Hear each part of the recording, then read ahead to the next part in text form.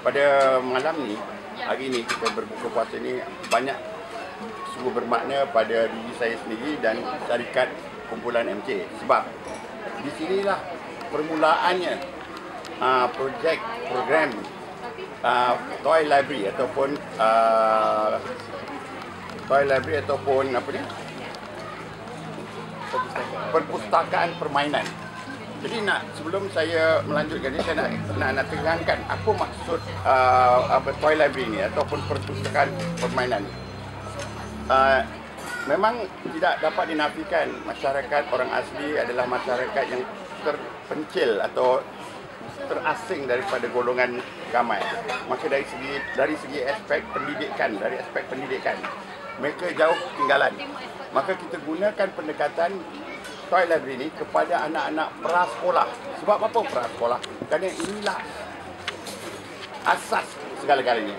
Jadi di sini kita beri alat-alat permainan yang boleh digunakan untuk memikir dan boleh belajar dan sebagainya. Dan kita latih anak tempatan. Yang bermula di sini.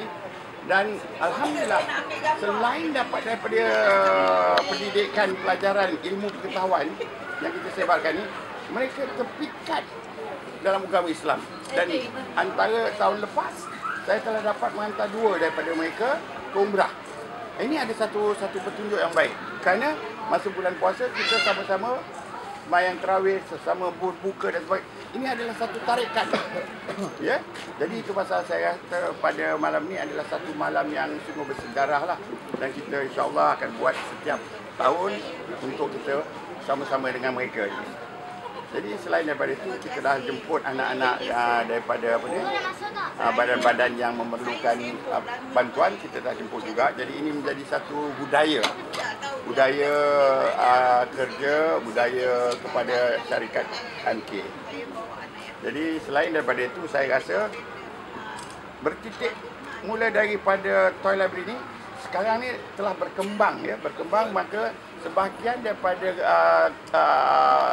kaum wanita umpamanya ini telah diberi latihan untuk menjahit, membuat beg, membuat itu, dan kita beli dan gunakan ini sebagai satu punca pendapatan kepada mereka pula. Jadi ini berkembang daripada tadi yang perpustakaan permainan ni tadilah.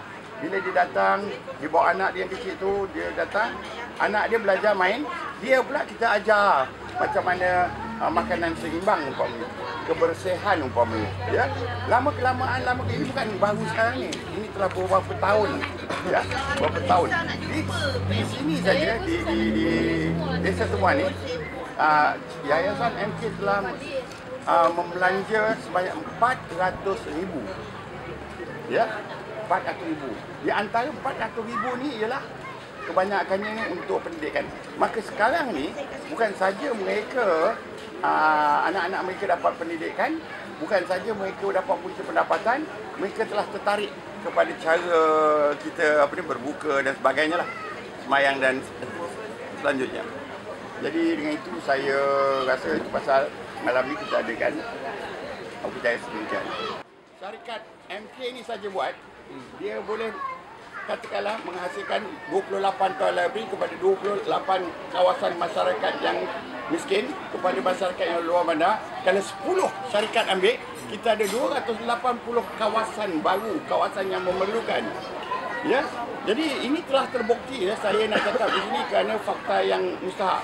Didapati anak-anak orang asli, khususnya di Sungai Tiang dengan Semelo, di Banding, di hutan Temengor tu, ya.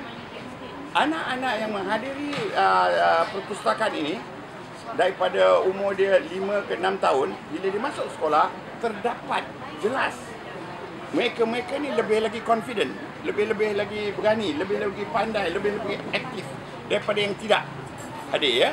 Jadi mereka ni telah menjadi satu galakan kepada anak-anak ayah-ayah yang lain melihat anak-anak mereka berjaya. Jadi tapi malang sekali kita kena pantau, sebab dia bila dia dah 6, dia tak nak belajar lagi, dia nak ikut ayah dia masuk hutan, dia nak ikut. Jadi ini kita kena atasi.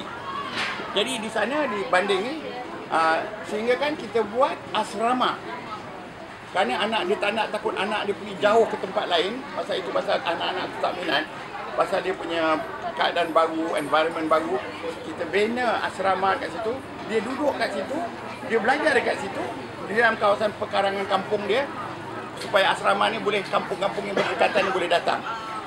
Jadi ini salah satu keberkesanan daripada Toy Library ini. Dan bermula di sini lah. Maknanya Tan Sri bersedia lah untuk berkongsi pengalaman lah. Sesiapa saja, contoh yang terbaik sila pergi ke Kampung Selamat di Tasik Bukit Merah. Ya, ada satu kampung di luar bandar pada 15 tahun yang dulu telah dianggap sebagai satu kawasan yang susah miskin. Tapi sini sekarang ni, ya, anak-anak mereka ada telah graduate. 15 tahun dulu saya tanya anak-anak bila besar nak jadi apa?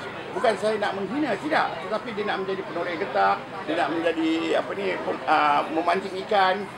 Tetapi sekarang ni dengan adanya Toy Library ni sebagai salah satu sebab, bukan hanya satu sebab itu saja.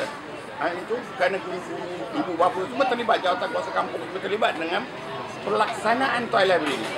Toy Library nampak kepada anak-anak, tapi pelaksana ya, ibu bapa, jawatan kuasa kemajuan kampung, jawatan kuasa masjid, MK, segala macam. Dan mereka, di antara mereka bukan saja dah graduate. Satu daripada mereka, ikon daripada Kampung Selamat ni, telah selanjut belajar ke Kanada. Nah, ini satu petunjuk yang hebat. Bermakna, jika diberi peluang, anak-anak yang miskin boleh berjaya. Kalau kita tidak beri peluang ni kepada anak-anak miskin, mereka akan jadi miskin selama-lamanya. Tetapi jika kita kasih pendidikan, pelajaran ilmu pengetahuan, mereka ada pilihan nak maju atau tak nak maju. Maka kita beri pilihan kepada anak-anak ni. Dan kebanyakan anak-anak yang di Kampung Selamat ni, dia punya prestasi ni semua baik. Mereka diterima belajar di MCKK. Hei, saya sendiri pun tak boleh masuk MCKK. Dan mereka ni boleh. Jadi membuktikannya keberkesanan pendidikan atau memberi ilmu pelajaran kepada anak-anak khususan yang miskin boleh mencapai kejayaan. Dan yang satu lagi yang saya nak tekankan di sini, di mana perbezaan antara Taska atau dengan Toy Library ini ialah kita tekankan peranan akhlak. Akhlak. Ya, tak guna kita ada orang yang pandai, ada bijak dan akhlak dia tak baik, tak betul. Ya, kerana sekarang ni kita rasa rata-rata orang berminat sesuatu kerana tamak, greed, ego, power. Jadi kita nak selitkan ni pasal akhlak ni supaya ini tidak menjadi asas kepada orang masa depan. Jadi sesuatu kepimpinan yang mempunyai ilmu, yang mempunyai kemahiran, yang mempunyai pengalaman tanpa akhlak yang baik tidak akan bagus untuk masyarakat. Maka dengan itu anak-anak semuda prasekolah ni digalakkan. Sebagai contoh, cucu saya baru 5 tahun. Kalau makan, dia tunggu saya makan. Kalau saya baca bismillah aja, nenek tak baca doa ke? Pasal dalam dia punya pemikiran dah doa. Jadi bukan satu budaya rumah saya, bila sebelum makan, cucu saya baca doa. Dia baca kuat-kuat. Jadi ini akan menjadi satu foundation ya, kepada mereka bila dia besar-besar. Jadi ini mustahak di dalam pelaksanaan Toy Library ini ataupun perpustakaan permainan. Kita ajar mengenai akhlak, macam mana berterima kasih, macam mana sesuatu yang baik-baik lah, prinsip-prinsip dan prinsip-prinsip dan yang baik. Ya.